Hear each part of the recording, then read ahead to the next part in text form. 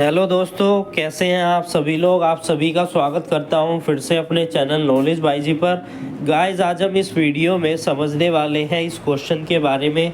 तो जो भी एलएलबी के स्टूडेंट हैं जो जिनका एग्ज़ाम अभी आ चुका है और वो इस क्वेश्चन के बारे में आंसर लिखना चाहते हैं, तो क्या क्या आंसर लिखना है, कितना हमारा कंटेंट है जो इस क्वेश्चन के लिए इनफ है, आज हम इस वीडियो में समझने वाले हैं। अगर आप भी लॉ के स्टूडेंट हैं और लॉ के टॉपिक पर जानकारी चाहते हैं, अपनी लॉ की तैयारी करना चाहते हैं, तो आप हमारे साथ जुड़कर अपनी तैयारी कर सकते हैं।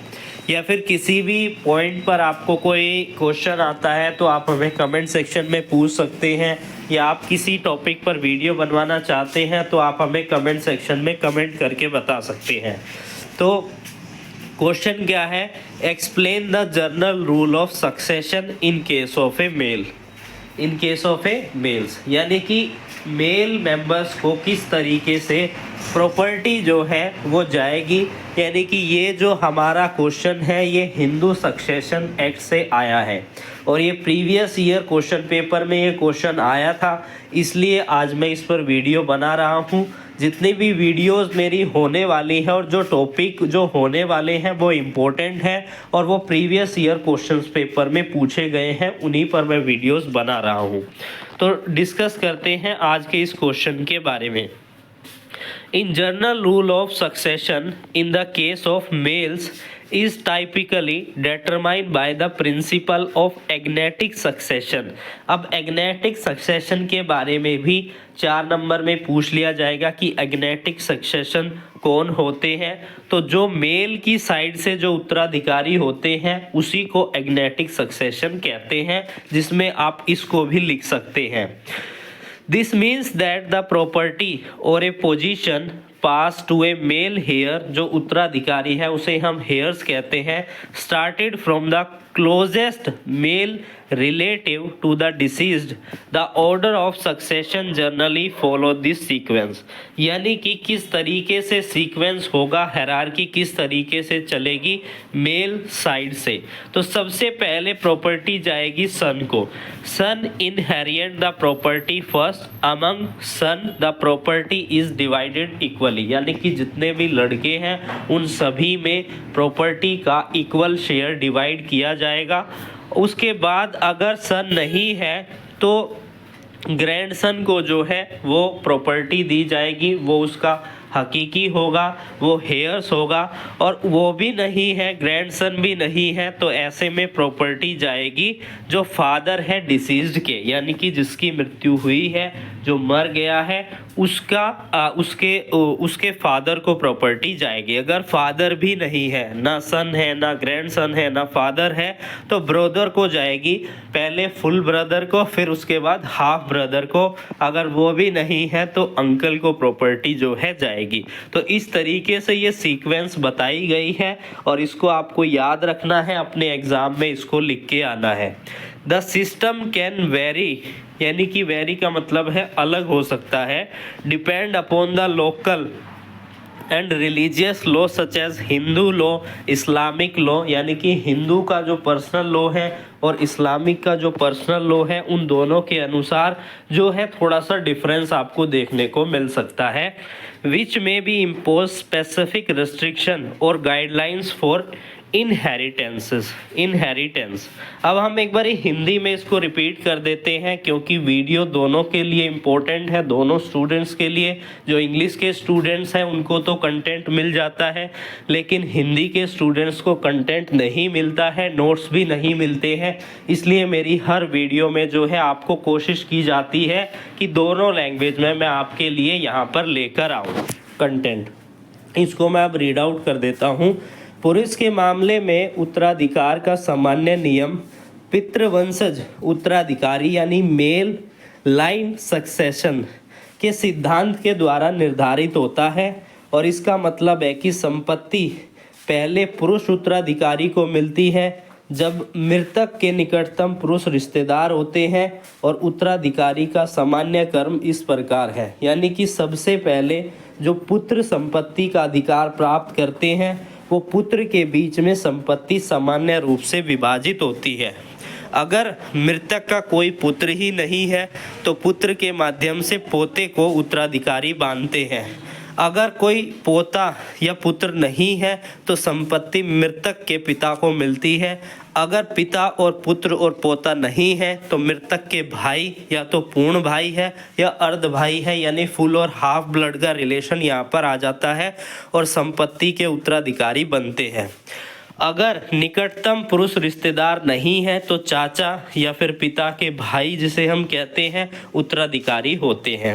यह व्यवस्था स्थानीय और धार्मिक कानूनों के आधार पर विभिन्न हो सकती है, जैसा कि हिंदू कानून में बताया गया है या फिर इस्लामिक कानून में बताया गया है, जो उत्तराधिकार के लिए विशिष्ट नियम या दिशा निर्देश प्रदान करते हैं।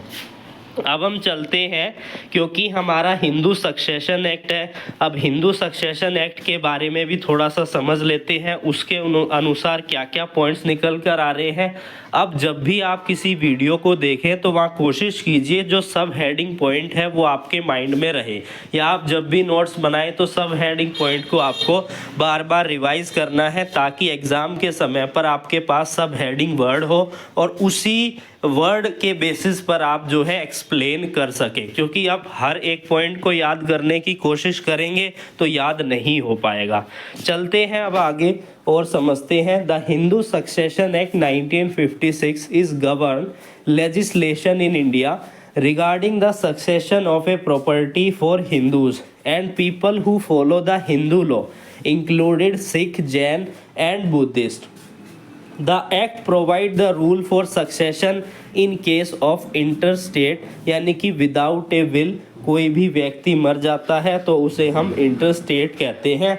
It apply to both male and female when the Hindu male die interstate and the act specify how his property is to be distributed, यानी कि बिना विल के अगर कोई भी व्यक्ति मर जाता है, अब उसकी प्रॉपर्टी को के उत्तराधिकारी कौन होंगे उसके बारे में हमारा ये हिंदू सक्सेशन एक्ट 1956 बताता है। अब इसमें रिलीवेंट सेक्शन कौन कौन सी है, जर्नल रूल क्या है सक्सेशन का, उसको हम समझ लेते हैं। Journal rule of A succession under the Hindu succession act 1956 specifically for mails, यानी कि मेल्स के लिए, क्योंकि क्वेश्चंस मेल से संबंधित था। सबसे पहला है section number 1, applicability of the section, applicability of this act, section नहीं एक्ट है। The Hindu succession act apply to all Hindu, Buddhist, Jain and Sikh. It govern the distribution of property among the heirs, जो उत्तराधिकारी है, after the death of a Hindu male, and it's laid down rule for both interstate succession, यानी कि इसमें जो rule बताए गए हैं, अगर कोई विल करके मरा है उसके लिए भी है, अगर कोई विल करके नहीं मरा है उसके लिए भी दिया गया है। इंटरस्टेट यानी where there is no will, and testamentary succession where there is a valid will. अब हम बात करते हैं अपने जर्नल रूल ऑफ सक्सेशन के बारे में, जो कि इस एक्ट की सेक्शन 8 बताती है। अब आपको ये सेक्शंस को भी मेंशन करना है ताकि एग्जामिनर को पता चले कि स्टूडेंट ने अच्छे से याद किया है, उसको सेक्शन तक पता है।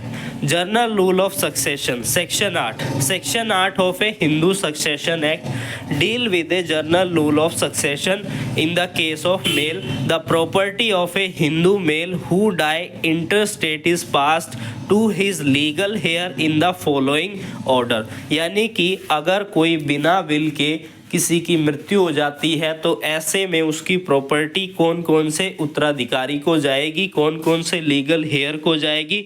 तो पहले जाएगी क्लास 1 हेयर को, उसके बाद क्लास 1 हेयर के अंदर कौन कौन आ जाते हैं, सन है, डॉटर है, विडो है, मदर है और child of a predeceased son और ए डॉटर। अब हम पढ़ते हैं आगे। The property is divide equally among the class 1 heir, if there is no class 1 heir the property pass to the class 2 heir. अब class 1 के hair नहीं है तो क्लास 2 को प्रॉपर्टी जो है चली जाएगी।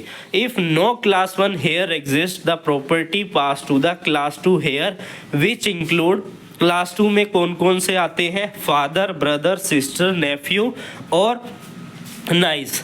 The list is exhaustive and heirs are given preference in order to their closeness of the deceased. If no close to heir exists, the property will be distributed among the agnates और relative through the parental line. अब हमारा question यहाँ से start था, लेकिन हमने detail में पढ़ा तो हमने क्लास 1 क्लास 2 हेयर्स के बारे में भी समझ लिया। एग्नेट्स और कोग्नेट्स, ये भी आपसे क्वेश्चन पूछा जा सकता है। एग्नेट्स और कोग्नेट्स क्या होते हैं, जब मैं एक और वीडियो बनाऊंगा डिटेल में वहाँ पर इसको अलग से समझाऊंगा और यहाँ पर भी समझ लेते हैं।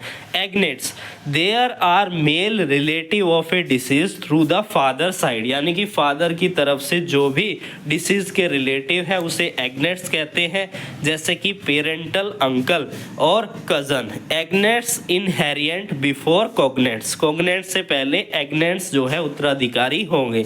उसके बाद आता है cognates, there are all other relative of deceased who are related through both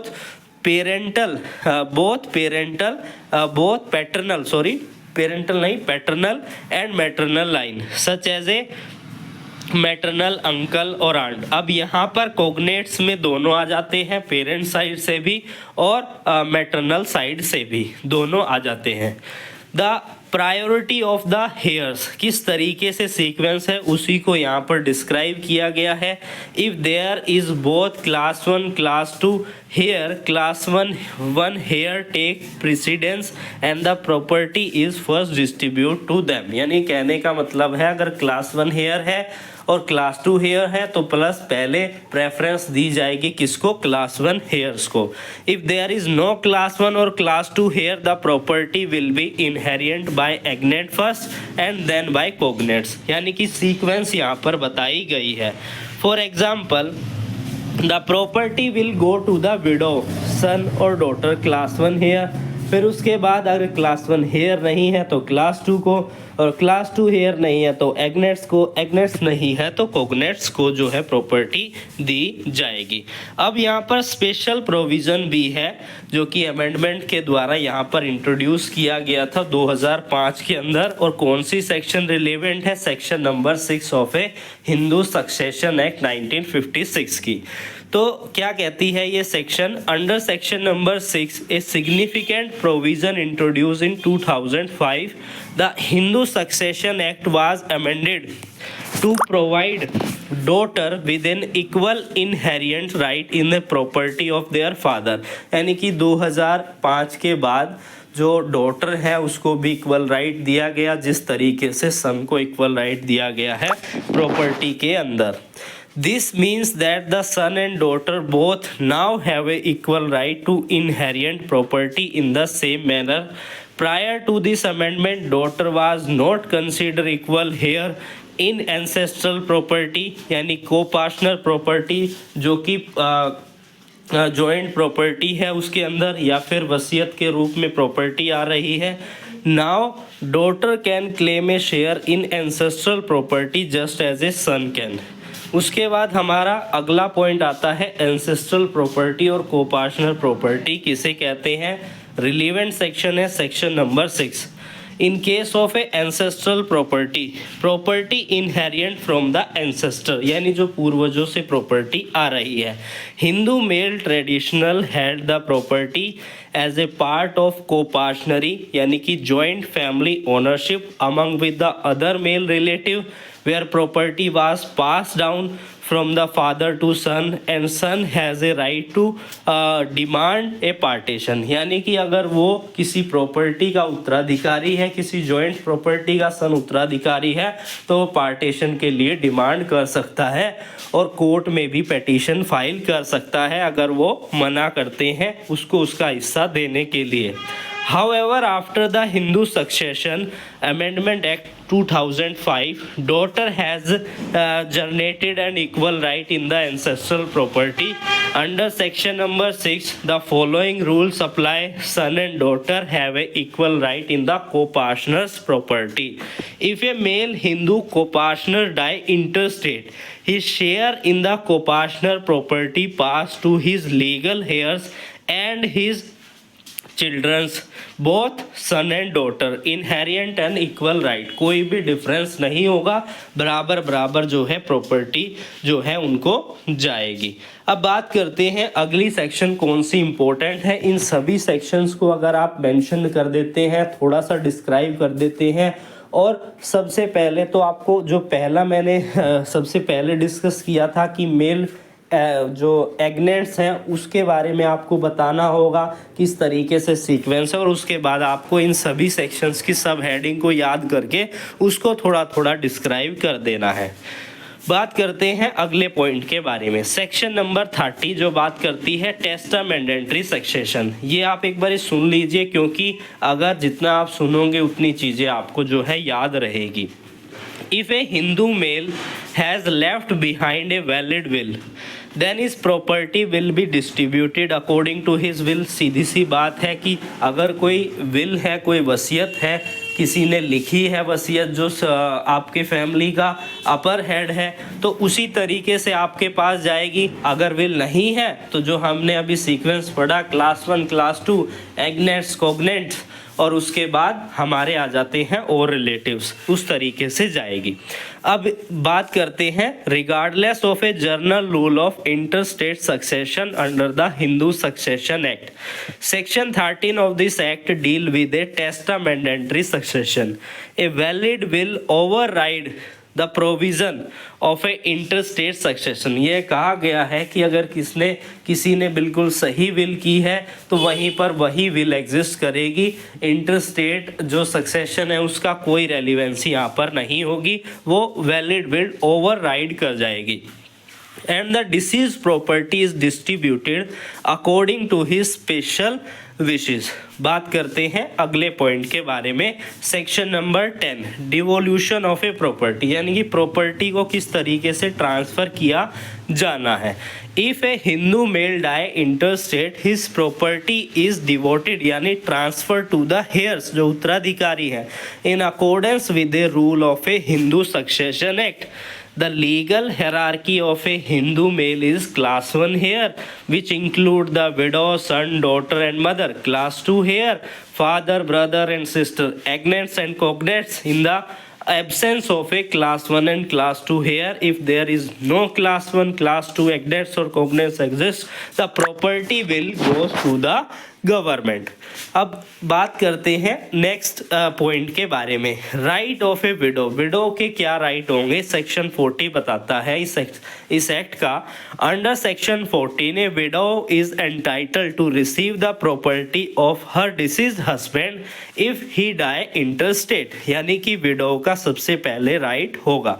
the property once inherits by the widow is treated as her absolute property and she has a right to manage sell and transfer it. उसके पास उस property को बेचने का, manage करने का, transfer करने का पूरा जो है राइट होगा।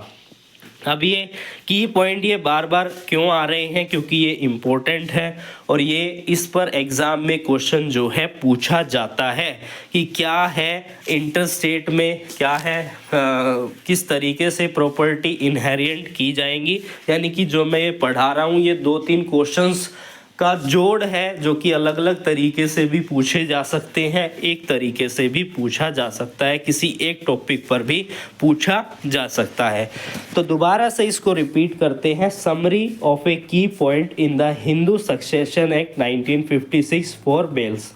क्लास 1 हेयर्स जिसमें widow, son, daughter, mother inherit the property first and share it equally, यानी कि बराबर शेयर जाएगा। उसके बाद है class 2 heir, father, brother and sister inherit only if there is no class 1 heir. उसके बाद agnates, male relative through the father line inherit if there is no class 1 and class 2 heir. उसके बाद है cognates, other relative inherit if no agnate is present. Daughter now has a equal right to inherit property included coparcenary, यानी कि ancestral property में। A valid will overrule the rule of interstate succession. Widow have a right to inherit their husband property and manage it as their own after his death.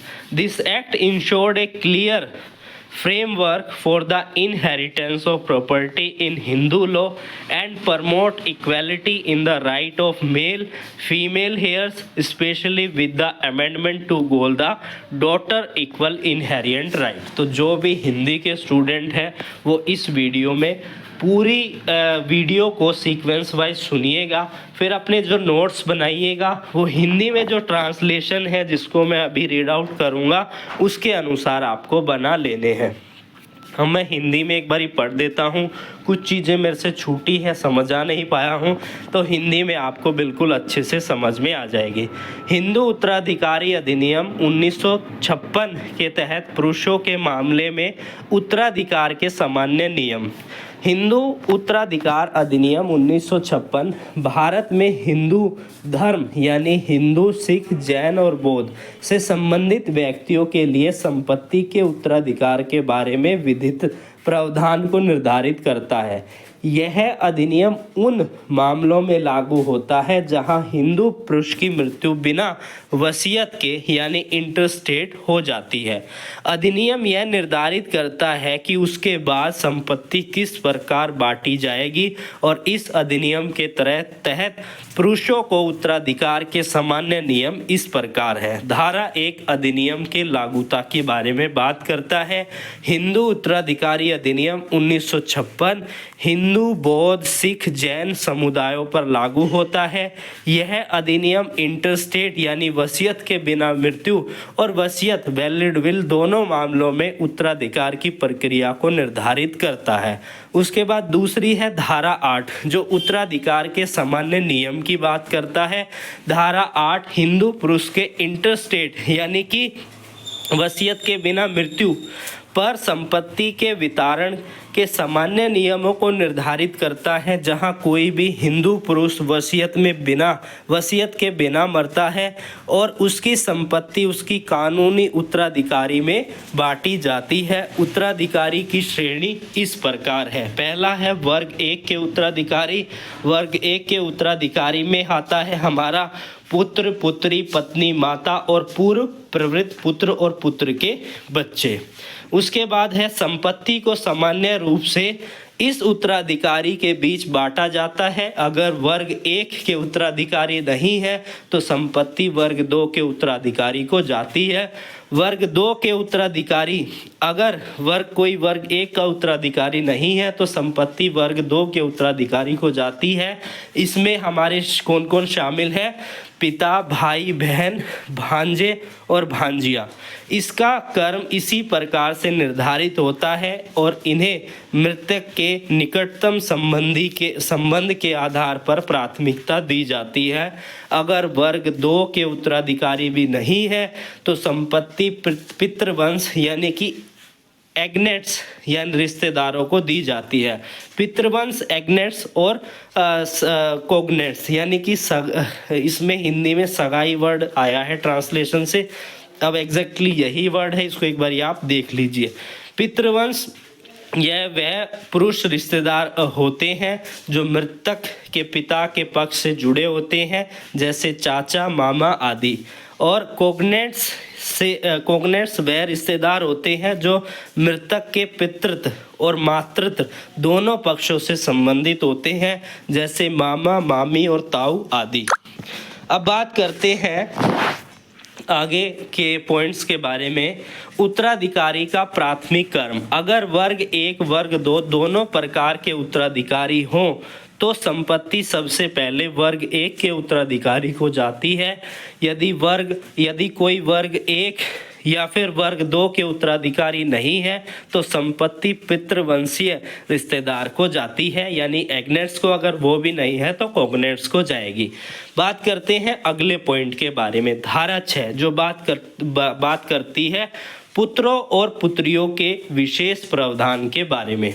धारा 6 के तहत 2005 में किए गए संशोधन से पुत्रियों को समान उत्तराधिकारी का अधिनियम मिल गया है और इससे पहले पुत्री पारंपरिक रूप से पारिवारिक संपत्ति के समान अधिकार नहीं रखती थी। अब पुत्र और पुत्री दोनों का समान रूप से संपत्ति में हिस्सेदारी का अधिकार है। नेक्स्ट पॉइंट है धारा 6, जो बात करती है पारिवारिक संपत्ति और साझेदारी के बारे में। साझेदारी संपत्ति यानी कि सभी की मिलकर जो संपत्ति होती है, जिसे हम को-पार्टनर प्रॉपर्टी कहते हैं, उसमें पुरुष पारिवारिक संपत्ति के एक साझेदार के रूप में साझा करते थे। 2005 में संशोधन के बाद अब पुत्र और पुत्री दोनों को समान अधिकार मिले हैं। पुत्र और पुत्री दोनों अब साझेदारी संपत्ति के समान अधिकार रखते हैं, चाहे वह शादीशुदा हो या फिर अविवाहित हो। अगर एक हिंदू पुरुष की साझेदारी संपत्ति में मृत्यु होती है तो उसकी हिस्सेदारी उसकी कानूनी उत्तराधिकारी को जाती है, जिसमें पुत्र और पुत्री समान रूप से हिस्सा लेते हैं। नेक्स्ट पॉइंट है सेक्शन नंबर 13, वसीयत के माध्यम से उत्तराधिकारण। अगर कोई हिंदू पुरुष ने वैध वसीयत बनाई है तो उसकी संपत्ति उसी वसीयत के अनुसार वितरित यानी कि ट्रांसफ़र की जाएगी, भले ही इंटरस्टेट यानी कि वसीयत किए बिना मृत्यु हो जाना उत्तराधिकार के नियम क्या हो। धारा 30 वसीयत के तहत उत्तराधिकार के नियंत्रित करती है। एक वैध वसीयत इंटरस्टेट उत्तराधिकारी के नियमों पर प्राथमिकता रखती है। उसके बाद अगला पॉइंट है धारा 10। प्लीज़ पेशेंस बना के रखिएगा, काफ़ी इन्फॉर्मेटिव और नॉलेजेबल वीडियो है एग्ज़ाम के लिए भी और वैसे भी। धारा 10 कहती है संपत्ति का वितरण, यानी कि संपत्ति किस तरीके से ट्रांसफ़र की जाएगी, उसका डिवोल्यूशन किस तरीके से होगा, उसके बारे में बताती है। अगर कोई भी हिंदू पुरुष बिना वसीयत के मरता है तो उसकी संपत्ति का विकसनशीलन यानी डिवोल्यूशन तरीके से वितरण होगा, जैसा कि हिंदू उत्तराधिकार अधिनियम में निर्धारित किया गया है। और उसके कानूनी उत्तराधिकार होंगे वर्ग 1 के उत्तराधिकारी, जो कि पत्नी, पुत्र, पुत्री और माता आदि हैं। वर्ग 2 के उत्तराधिकारी पिता, भाई और बहन आदि। और उसके बाद पितृवंशनीय यानी कि एग्नेट्स और कोग्नेट्स। अगर उत्तराधिकार इनमें से कोई भी उत्तराधिकारी नहीं है तो संपत्ति जो है राज्य सरकार के पास जो है चली जाएगी। उसके बाद अगला पॉइंट है हमारा धारा 14, जो बात करते हैं विधवा के क्या अधिकार हैं, किस तरीके से उसको प्रॉपर्टी मिलेगी। धारा 14 के तहत विधवा को अपने मृत पति की संपत्ति प्राप्त करने का अधिकार होता है। जब विधवा संपत्ति को प्राप्त करते हैं तो उसे अपनी पूर्ण संपत्ति के रूप में माना जाता है और वह उसे स्वतंत्र रूप से प्रबंधन करे, बेचे या फिर स्थानांतरण करे, सेल करे, मॉर्गेज करे, ट्रांसफ़र करे का अधिकार होता है। अब पुरुष के लिए क्या है यह नियम, यही चीज़ है जो हम पढ़ चुके हैं। वर्ग 1 के उत्तराधिकारी को जाएगी, वर्ग 1 के नहीं है तो वर्ग 2 के उत्तराधिकारी को जाएगी, वर्ग 2 के नहीं है तो एग्नेट्स को जाएगी, एग्नेट्स नहीं है तो कोग्नेट्स को जाएगी, वो भी नहीं है तो सरकार को जाएगी। एक वैध वसीयत उत्तराधिकारी के संयम नियम से पहले होता है। विधवा को अपने पति की संपत्ति पर पूर्ण अधिकार होता है और वह उसे स्वतंत्रता से प्रतिबंधित कर सकती है। तो ये थी आज के हमारे क्वेश्चन की एक्सप्लेनेशन। आप इसमें से आपको किस तरीके से नोट तैयार करने हैं, आपको सब हेडिंग को याद रखना है, क्या क्या पॉइंट्स है, एक चार्ट के माध्यम से आप बना सकते हैं। फिर मिलेंगे एक नई वीडियो और नए इन्फॉर्मेटिव नॉलेज के साथ।